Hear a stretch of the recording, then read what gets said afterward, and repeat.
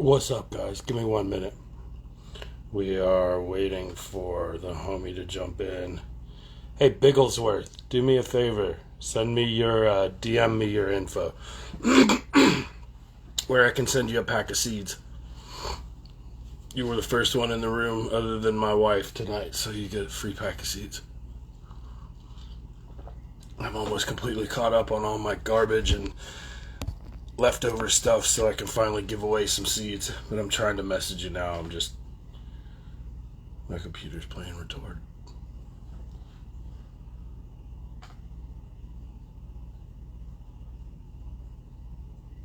Let's see.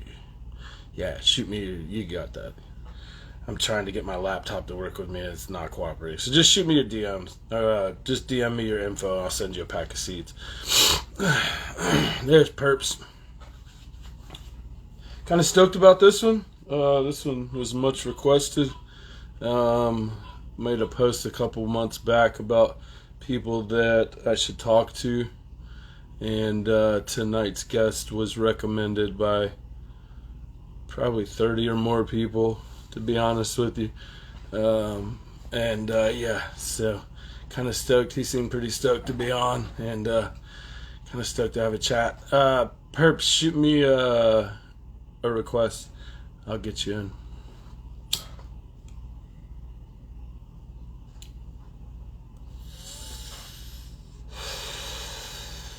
Smoking some pineapple tart this evening with some dry sift, and it is just greasy.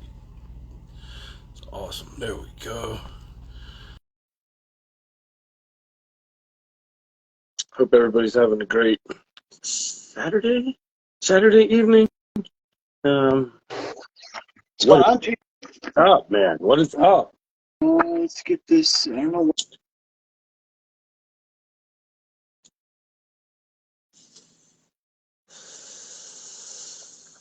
Right on. There you go. Oh, let's get a dab going. Yep. Toss me the rag then. Man is up on these ridiculous solventless carts. Carts? The carts are alright.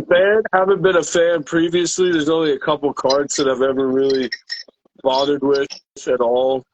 And yeah, I mean, to be honest, I've hit a couple solventless carts lately that have been pretty awesome as far as carts go.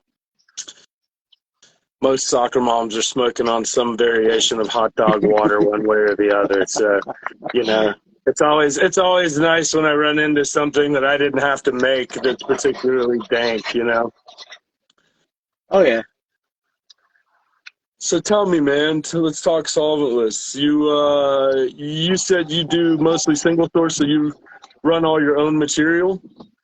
Yeah, so we'll get into it a little bit. So I actually I was in a motor vehicle accident back in 2019. I've always been a stoner, always been a pothead since 15, 16, smoking the weed with friends. However, in 2019, I was on my way back to work and I got smoked by a car. Car turned out in front of me while I was doing about 45, hit it T-bone. They didn't give me no time to stop. Unfortunately, I got really injured in that accident. You wouldn't even realize it, dude, but I got like 6 plates in my face that are holding my face together. I had what is called a bilateral Lefort 2 fracture of my face. The Lefort fracture, there's 3 different variations, 1, 2, and 3. 1 being the simplest, just going across the face.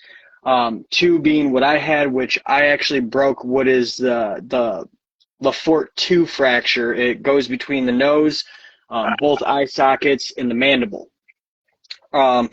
So once that had happened, I woke up in the hospital after having all the surgeries and stuff. What up, Lunchbox? We got the fam tuning in now.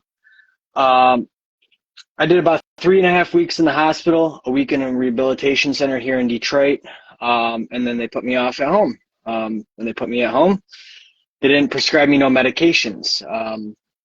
They pretty much just shoved me out the door and said, have fun. So at that point, my mom had been a previous medical marijuana patient, my father being a medical marijuana patient, my uncle being a medical marijuana patient. It's just kind of naturally gravitated towards me to, apply for my medical marijuana license. They Here did in it great. I Michigan. just want to say, I hate to interrupt you. They did an amazing job, by the way. Until you said that, and I've seen a couple of your pods and a couple of your, lives and stuff. They did an amazing job. It looks great. You'd never know. Like you would never, until you told me, Most I would people. never know. And it's when you say that, it's all stuff in the face that is not easy fixes. Like as somebody who's largely an MMA fan, like those are the kind of injuries that you see a lot. Orbitals and all of this stuff, that stuff's not easy to fix, man. And they did a great job. Luckily, to be fair, it probably happened when you were fairly young, and healing, when it happens when you're younger, so much easier than, when you get down the road and something like that happens. It can be debilitating, just the recovery, Yeah, I'll be 28 at the end of this year. In December, I was actually 22 when I got hit. So most of that is true. A lot of the doctors said they are very surprised to actually see the recovery that I had. A lot of them didn't think I would have the recovery that I did have. I've been called a miracle patient by quite a few of my doctors. I've seen an optical doctor. I've seen the facial maxillary surgeon. I've seen an ear, nose, throat doctor. How are your eyes today? So that's the thing. I had 20/20 vision before my accident. I actually I hit the car with the side of my head, no helmet. So the impact was really severe. Wait. You weren't in a vehicle. You got hit. I was riding a motorcycle. I actually have it on video. Wow. I was stopped at the light. Light had turned green. I just took off, hauling ass on my way back to work. I got about 30 feet from this driveway for this gas station that this lady was pulling into. She was in the turning lane. She wasn't paying attention. She was on her phone, and she was smoking at the same time. So she was, she was burning down. She was on her way back to her job. She was on her phone, not paying attention. And she turned out in front of me, gave me no time to stop. So I pretty much T-boned her, but because I had right away, she was at fault for accident. I see what you're saying. And not having a helmet, it really changed it. I had an optical doctor appointment, and believe it or not, they dilated my eyes. Doctor comes in, and because I was on my phone, I acknowledged when he walked in the door. And the doctor, at first, I thought he was fucking with me. He goes, how many fingers am I holding up? I'm like, 3. He's like, how many fingers am I holding up? 8, dude. And he's like, all right, we'll close one eye, and back and forth. He's like, dude, I literally do not have an explanation on how you're even able to see right now. Yeah. And he showed me the graph that they do of your eyes, of the ganglion cells and all of that. And he said, the red here is damaged nerve cells. 85% of my optical nerves were damaged. And he doesn't understand on how I have the same vision that I have. And peripheries good. Like peripheries generally good too. That's the other thing with all of this stuff, or with any of the orbitals. The number one thing that a lot of people have problems with after any of that sort of stuff is like the peripheries, just when your eyes go to those extremes on either side. That's a miracle. Yeah, that's an absolute miracle. I've seen and talked to tons of people that have had tons of maxillofacial surgeries. And they did a great job, man. They did an absolutely great job for you. And altogether, I broke my orbital. I broke both between my eye sockets. I broke my jaw between the wisdom tooth and the molar completely through, so my jaw was hanging. I severed my lower intestine. They actually had to put me into. I was DOA arrival. They put me into immediate ICU surgery and repaired my intestine, which stopped the internal bleeding. And at that point, then they, did CT scans, MRIs, all of that to, see what other damage I had to my head.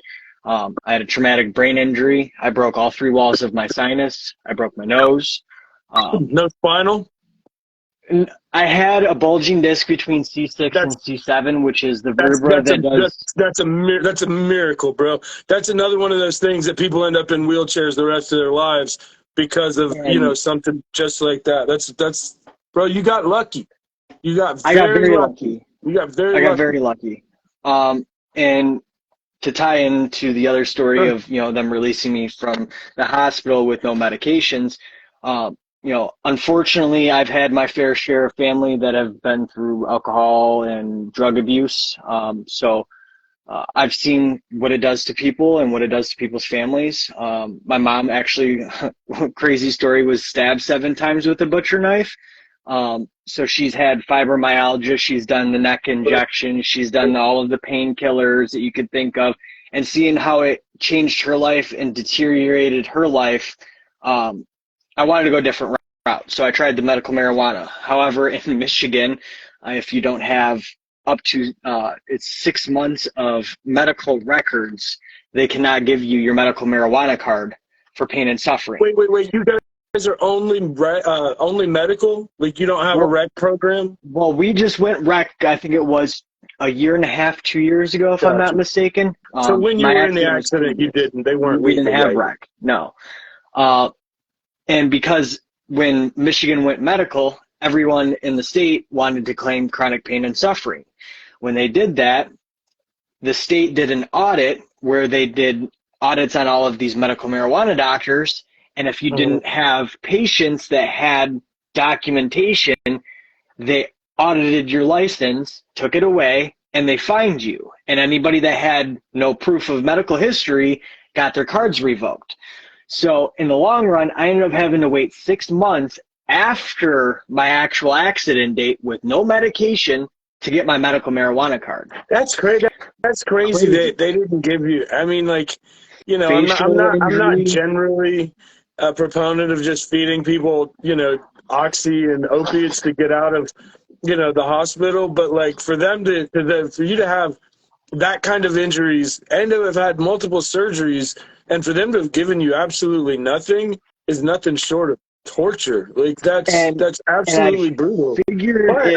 Luckily for you, and albeit a medical state, you did live in a state that is fairly compassionate, and Michigan is a state that, going back decades, has had a very, very compassionate history towards their approach to cannabis. So that's, that was lucky for you too.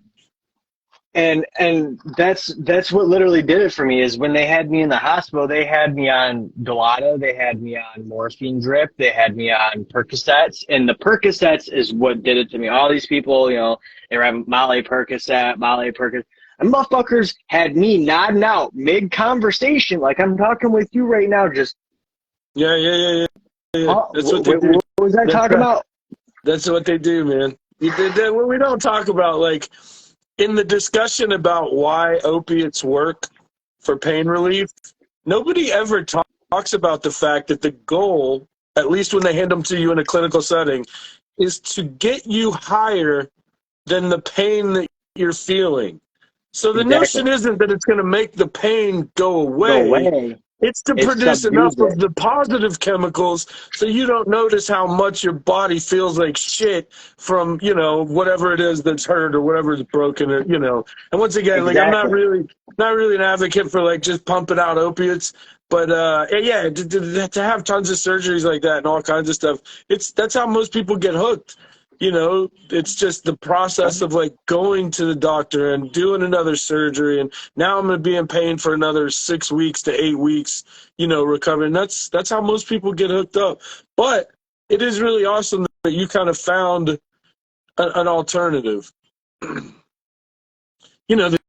thing too for me is that, like, once you find hash, it all changes. Like, weed is very medicinal, but smoking flaming plant matter is not really the best thing for you. And I know everybody will get into, well, it doesn't cause cancer. Yeah, but anybody that's had a reasonable flower habit for any amount of time knows that it's just not great for you. It's just not.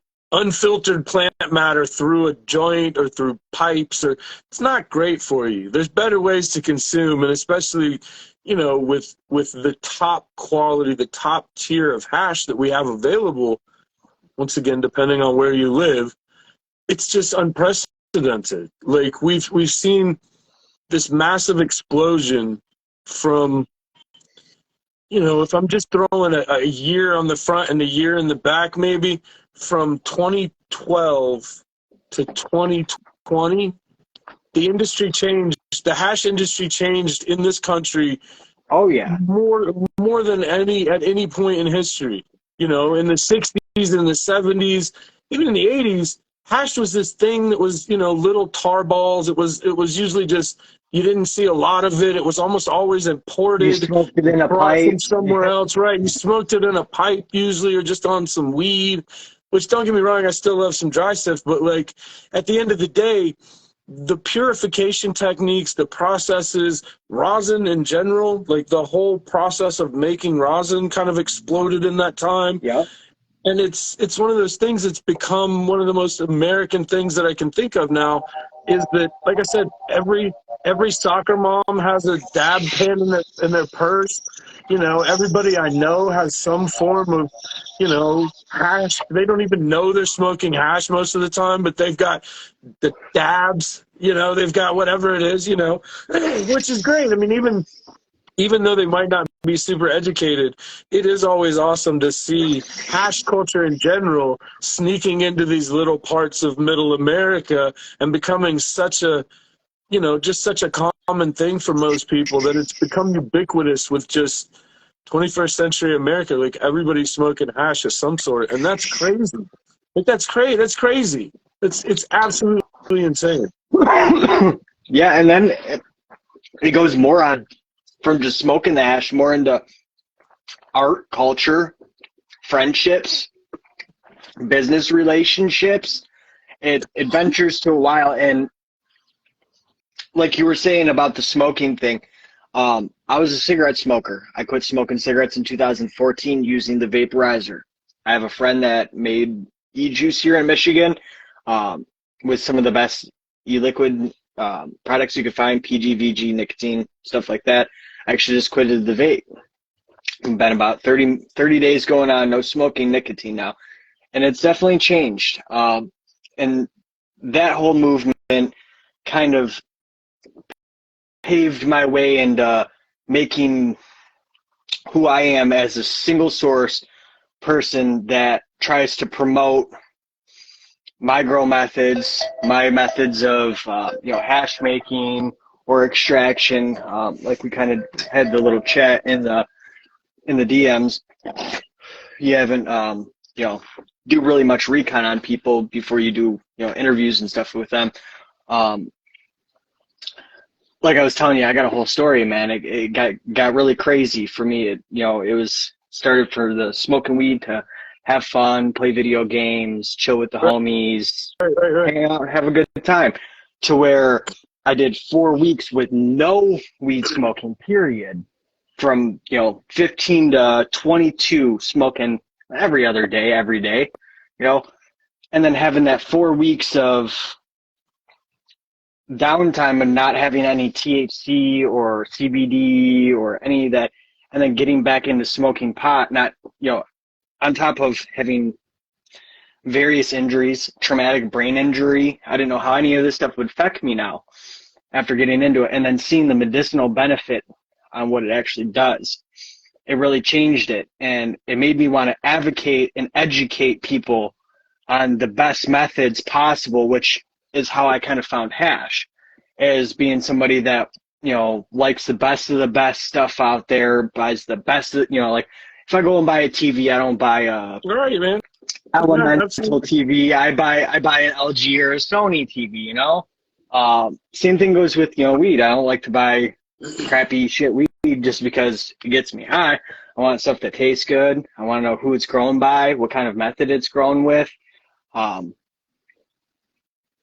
like to support good business and promote good business, and it's just kind of how I got into this little niche and, started dealing with the caregivers here in Michigan. It actually really started with me. That's where it came from. So I was waiting for what part in this story. I have to be honest, like when I say I don't do a ton of recon, it's generally because the people that I have on are people that I either know intimately outside of just the cannabis community, or they're generally people that I've followed their work really heavily, this, that, or the other. So it's trying to kind of expand a little bit and do more and more of these and kind of talk to other people. One of the things I did was I made a post on my Instagram of just who should I talk to, you know, and this usually gives me a good idea of, you know, who's doing good work in the community. But a lot of it too is, I think there's a level to when other people recommend you, when other people recommend your work, they talk up your work and your product and your output, it's generally because you're doing good work. And Right. one of the things for me is constantly getting my Instagram shut down and, you know, stuff like that is I haven't been able to follow everybody in the industry. Right. So that's, you know, one of those good ways for me to get out there and talk to people and see who do I not know. You know, I know a lot of the big names in the business and cup winning and people like that, but it also gives me a chance to find other people I'm not aware of. And not to say, you know, not to diminish any work that you've done, but like when I made that post, you were the single most requested person for me to talk to. I must have had 30 plus people that said, this is who you need to talk to this cat. He's doing good work. And it was beyond all of the hype and all of the, you know, like you should talk to this person because it's, Right. you know, they're doing, it was literally Shout out people to that I everybody that did that, man. I can't thank anybody and everybody enough. You know, when I seen your post, you know, I commented on it and I was like, you know, that would be pretty cool for me to get up on the podcast. And I just told a few friends, and then they must have shared it out and shared it out and shared it out. To be honest, dude, I don't even know how I stumbled across you, bro. But like since I've stumbled across you, I've started following you, the AI art, sweet, man. And then you made the page for your genetics, which is really cool because I love seeing posts on, you know, Instagram of, you know, flower and cannabis and different genetics. And that's a whole nother thing we'll get into here in a second. So here's what's happened. Like I started my first Instagram page in like 2014, 2015. Okay. And it ran until 2020. I had around 30,000 followers and was really doing really well. Then Instagram kind of started their bullshit and started shutting people's pages down. And, you know, and so I've lost so much contact with the greater cannabis world. And I'm one of those people that I tend to have blinders on. I stay in my lane. I do my thing. I focus on what I'm working on. But through the podcast, I've been able to kind of connect with other people, you know, get a lot of like this, you and I, you know, cool, our paths may not have crossed otherwise because I'm going to be honest, I don't spend a ton of time in Michigan, but I'm really into legalization, states that are legalizing, the process of them legalizing and their laws and the minutia of, you know, getting everything right legally. And so, you know, I always love to talk to people in different areas, no matter what your kind of niche is within the community. But solventless is always one of my favorite things to talk about, no matter what genetics and hash are kind of my passions. They're kind of the two expressions of the same thing. It's kind of two faces of the same coin. There's one side that like genetics are the breaking ground of what we do. It's the absolute forefront. Like it's the absolute cutting edge. New genetics are what is going to be relevant for the next decade. But the other side is like a true live expression of those genetics so that you can truly see that everything that it has to bring to the table. So like with most instances, the flower, if you're just drying for flower, for smoking for flower, almost never does it taste exactly like a live version of that made from fresh frozen material and all of that with all the terps preserved in every way, size, shape, or form that you can do that. And so at the highest levels, whether it be BHO, whether it be solventless, the top tier of that expression is truly seeing the finest nuances of that terp profile, and largely because there's so many little minor terpenes that may not be present in super high amounts. And by the time you dry it, those little nuances and those little things are long gone. So when you have live extracts, whether it be live rosin or whether it be, you know, crystals and terps or whether it be, you know, either facet, you're really seeing the best of what that strain has to offer, really honestly. And I kind of told him myself that I'm not a big fan of like cured resin in general, unless it's like dry sift. But like as far as, you know, as far as preserving that flavor for everything that it's worth, man, that's everybody should do it just for that reason. Everybody should be into hash for just that reason, of to see that pure terpene present and to finally see every little nuance that it has to offer in its raw form. Right.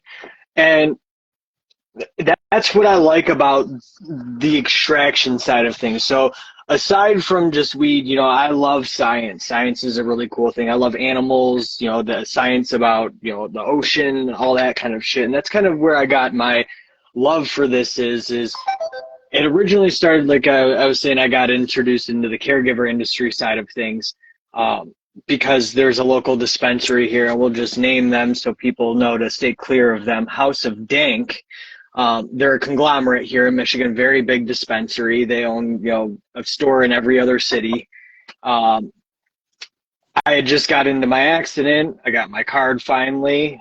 I'm not doing no driving because of the brain, injury and all of that. So they got delivery. We'll try the delivery. We'll see what it's about. Fuck. Who hasn't had weed delivered to their house at least once before? You know, you can do it now. Why not try it? So I ordered some shatter. You know, I just got into concentrates. This is probably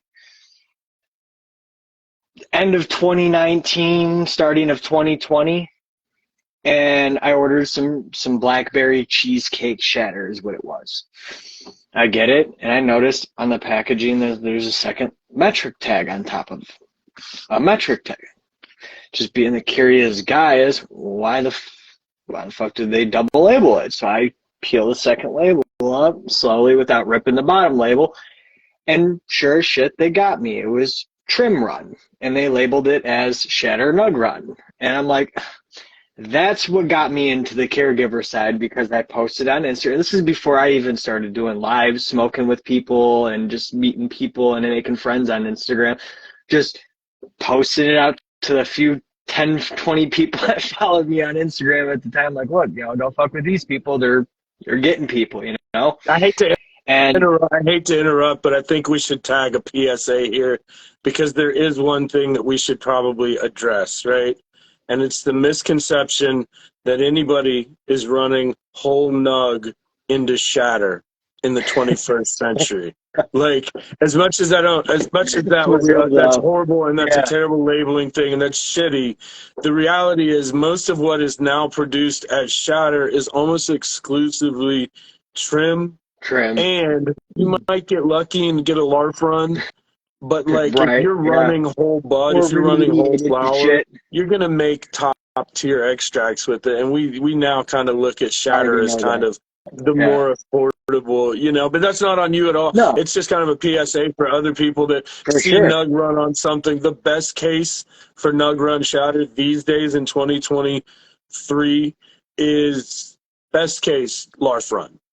Best case. So like, as far as a true expression of the plant, that's not it. And it's like I said, as a patient or a customer, most people don't realize that, because they take the honest word of what the dispensary says. They told me it was not good. That's all, you know. Yeah, that sucks. But I'm sorry, I hated to interrupt you. You're all good, dude. Back to this place. You're running the show, man. I'm here featured on it. And I posted on Instagram, and some random guy messaged me on. He's like, "Hey, man." He's like, I run a podcast. It's called Medical Mondays. They're from here in Detroit. And every Monday night we go live and we talk about what's going on in the medical industry. Dude, I want to know about that. I'm going to check it out. All right, for sure. We go on Monday at 9 p.m. All right, sweet. He's like, hey, man, I noticed that you got by, HOD. So would you mind giving me the packaging of that so we could show it on our podcast and call these people out? Because they're about confrontation, confronting these people, getting them on the show, finding out what's going on. They're the real deal when it comes to Detroit stuff. And sure shit, they did the show on it. And that at that point they showed me, like, the caregiver events. We host, give back events at least once a month. They have a group of 8 to 10 people that host an event at little non-disclosed locations that That's they what I was actually, talking about earlier, as far as Michigan having a very long and storied history of compassionate use for people who yes, are actually fucking sick. That's something that's very historic in there, in the nature of Michigan. It's something that they've had for many always years, and been for the people, it goes man. way back, and that's awesome that you found that, man. And from meeting that, I've met quite a few people, and at that point, from not dealing with the dispensaries anymore and being a part of the caregiver thing, and being temporarily disabled, not being able to work, I couldn't afford to go to these spots to buy Yeah, bullshit yeah. weed from people. So I got into growing. My dad's been a grower. My uncle was a grower. Family friends that I've, been around my entire life have been growers. They've been, illegal. Then medical came along. They got the medical license, started growing medically, technically a caregiver. And I got some family friends that are, now in the metric side of things that have big corporations that make decent side of money. So it interested me to, start growing my own. And then that's where I got into the whole genetic thing, and, from smoking BHO and then going to these caregiver ran events and discovering other extracts, the CRC shit, the flower rosin. I got into, growing for myself and got a little, cheap small Amazon press and started pressing some flower thinking I was hot shit. And was like, man, how are these guys getting these big ass fucking, waterfalls of fucking rosin coming? And then realized, well, they're washing hash. They're not pressing flour. I'm They're gonna not tell you that. pressing flour, Yeah, man. no, they're not So pressing flour. I ventured out to a few people that had some decent names here in Michigan and asked for some, consultation things, not knowing nothing about the consultation world. And, people pay good money for consultations and to learn things. Me, I'm a person that likes to teach people what I know and pass it on and to keep So that ball it rolling. should be that, especially when we discuss rosin, BHO largely too, at least in the commercialization. All of that has been open source. 90% of what Right. happens in commercial grade hash labs is tech that was either originally picked up on the internet. There may be some little tweaks and some little Tweaks here things and that there. you do differently, but inevitably 90% of the hash world has been open source. Even going to that, I hate to even talk about CRC, but even CRC, that whole tech literally exploded on the internet. And it's Right. all, everything from 2014 on, as far as the commercialization of rosin, not just the tech of pressing rosin, which in and of itself was largely open source. Shout out to Soil Grown Sal, shout out to Cuban in a lot of ways for just not necessarily being the first, but being one of the loudest. And for a long time, like, there were a couple of cats that were really winning cups with rosin, making it all look just so easy. And if you've ever dabbed with some of those guys, man, they're absolute pioneers. And they still to this day make some of the most amazing hash on the market. And like I said, all of that came largely open source, whether it be, forums, Reddit, people just taking the tech and sharing it with other people. So like in around 2015, 16. So 2015 was kind of the explosion of live resin on a large scale. Right. People had been washing fresh frozen hash before that, but like live resin, blasting live product in a cryogenic situation was super new, and it exploded onto the market, right? And the same thing with rosin in 2014. Those two techs from that point to now have changed so much. I mean, Oh yeah. we went from using hair care products and hair straighteners to the first cup that we For won real though. was a hair we used 3 different hair straighteners. And here's what's so funny. We had gone through as many pharmacies as we could go to, Walmart, Walgreens, and we would try to find, so like all hair straighteners are not created equal in the pressing of hash. No. I had found this one that was maybe some 90s tech or something that my wife had or something, but it had these like big rectangular plates, and the only problem was they were kind of slightly angled. So like, So they would run. once we would step on them, we would stand on them. Before we had ever used a C-clamp, we were, and it's just amazing today when you see those videos that you were just speaking of these waterfalls of hash, and like it all is just, all of that has literally exploded in the last, we'll just call it 10 years, like 2014. 10 years. Last decade. And it's unbelievable how much those techs have changed. They've adapted. Now all of this, with like large scale washing, like the O-spray and all of that sort of stuff. It's just unbelievable how much the industry is exploding with these techs that they're not that old. They just haven't been around that long. People haven't been working with them that long.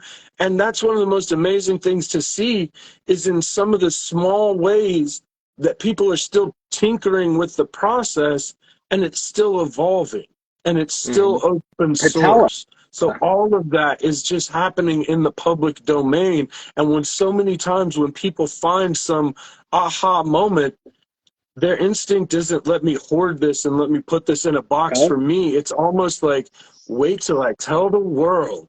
Wait till I tell everybody what we thought, and it's like those aha moments have led us to the greatest explosion of hash culture in America in history. Oh, yeah, 100%. No doubt about that. The way that hash has literally evolved in the past 2 years. I mean, think about it. The way we smoke the fucking hash. We start, like you were saying, temple balls, black tar, fucking breaking it up, smoking it in a pipe, hot knifing it off the stove. I mean, now we got dab rights, tell you the fucking temperature to take it. Yeah, no shit. Crazy, no shit. Crazy art pieces. The glass art. I mean, that's another thing that, like, I started getting into glass art when I started to see stuff on Fish Tour that was different than the stuff I would see in shops. So, like, I'd be in shops and I'd see all this China glass and just cheap shit. And I'd go on tour and I would see just kids laid out with a spread that would just have a bunch of headpieces. And that's where you always got your personal piece, Right. Back then, having a nice heady piece was super huge. Yeah. And so, watching it go from that to, I've known people that had millions of dollars in glass themselves, collectors, like just the explosion of techniques and colors. And, it's unbelievable how much the glass world has changed in the last 20 years. The functionality of it. Unbelievable. The way it functions. Yeah, all of the different nails. So that's just nail tech. It's one of those things that, like, the first nail I ever had was metal, and you had to have a carb cap for it. Yep. And, now you've got all of these things that look like thin film that essentially like these tall bangers that, with drops on them and stuff. And it literally looks like a thin film evaporator. It's so sick. Yeah, it's absolutely amazing. And that's another thing that, like, every time I feel like this is like the golden age of glass, I kind of realize how early it all still is, and how this is still the very beginning. Look at it. Not even 20 years ago, people were still getting their doors kicked in and arrested for making fucking pipes. Yeah. Just because of the shape of it, having a hole in it, and you can smoke out of it. Now they're advertising it online. You can buy it and ship it right to your fucking door. Yeah. Yeah. No, I mean, and, I've been a big collector. I've been around big collectors. Like, I've always been, my ambitions for my glass collection have never quite caught up with my ability to spend, but like I feel that. I've been around people that have just immaculate collections. And the coolest thing is when you live in an area like Denver, there's so much glass in that area. There's so many artists. There's so much, you know, that it's so sick to see people like Robert Mickelson, who essentially was a museum artist, who, if you go to museums, fancy ass art museums in the world, and you'll see his art where he used to do like little marbles and little paperweights and, you know, very intricate stuff, but the kind of stuff that today has almost no, you know, unless you're a collector, there's not a lot of functionality. And so he got into making pipes essentially because the art glass world in museums wasn't, you know, stimulating, wasn't progressing him. And he's made some of what are arguably some of the dopest pieces of glass ever. Those guns are some of the coolest things ever. The few that I've had the absolute privilege to hit are some of the coolest functioning pieces, as well as being absolute museum quality art. Like, and he's not necessarily, you know, he's just one example of kind of the art world, the regular art world, crossing over to the glass art, the pipe art world. But man, it's been so cool to just see the explosion. And then, you know, the other thing is that 20 years ago, you might have had a handful of color options. If you were a glass artist, you might have had a handful of color options. So as largely the pipe industry has pushed that industry forward, you now there's whole glass shops just full of color, because the color industry is caught up and is starting to make, you know, all of these different unique colors and these unique things. And man, that's all because of cannabis art. That's all because of pipe art. That's all because, you know, like, museum art is not paying the bills. If you're making music, you know, you probably spend 30 years building a career to get a piece in a museum, whereas, you know, I don't know how many glass artists are making 5-6 figures sometimes off a single piece. Oh, easy. That's unbelievable. That's the coolest thing ever. And it's one of those things that, like, when everybody talks about legalization and how beneficial it is, especially financially, your almost immediate thought is like dispensaries, grows, stuff like that. But the things people don't realize in talking about legalization is real estate, you know, ancillary businesses that handle, even from grow shops to head shops to pipe shops to seed shops eventually. You know, I'd love to see spots that can literally keep a door open, a brick and mortar, just from selling seeds. And I like to think eventually that'll be a thing. Sweet. Yeah. Yeah. And I mean, once again, like, legalization in every form that it's taking has been a weird kind of haphazard process of, you know, one state goes legal and they put their kind of spin on it, and another state goes legal and they kind of put their spin on it. But the thing that is really booming the economy, and the thing that people like me have been saying for ages, is that it's not just in weed sales that cannabis as a domestic product booms the industry. It's in all of these other things, from service industry jobs that now, you know, because you've hired more people and you're bringing more jobs on, to real estate, all of those derelict warehouses that are just sitting in your downtown area in middle America that are, you know, in areas that are just languishing, are now relevant again. With some upgrades, you've now got a huge growth. And, you know, that's what you see in so many of these places, is it's not just about how much do you make at the counter, how much can we tax, because that's how the powers that be look at legalization immediately, is how can we tax this, how much can we tax this, how much can we push that tax to get away with it further. And the reality is very little is ever put into, like, the safety and the, you know, how well is the weed grown, or are there pesticides, are there testing, is there, you know, there's so much that goes into it that's not just tax related.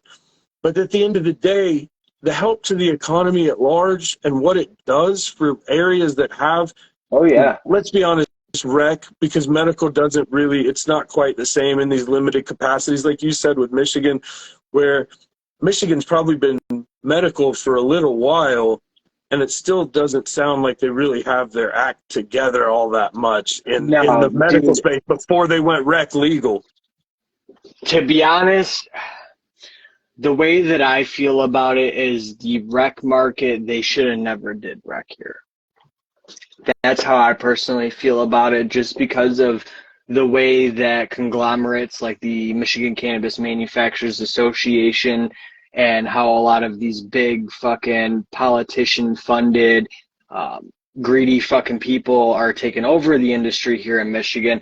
The rec market here, it's, to be honest, bro, Michigan's market for metric, any dispensary, you might find a few things here and there that are decent, that are by independent, metric grows. But most of this shit that's being put on the shelf is boof. You're not finding nothing really good. It's all bland tasting, or it's all been remediated, or it's just bullshit. It's really sad, to be honest. The caregiver side of things here in Michigan is what's really holding the weed market down here in Michigan. You guys still have an infrastructure that provides for caregivers? Like you guys can still pool resources and have like legitimate caregiver grows? Yes and no. So as soon as rec came in, they started changing that, I'm guessing? They're trying to change that. So one of the pictures that's on my profile is me standing out in front of the Capitol at Lansing. That was September 25th of 2022, if I'm not mistaken. That was for the bill HR 2058 and HR 2057, if I don't believe.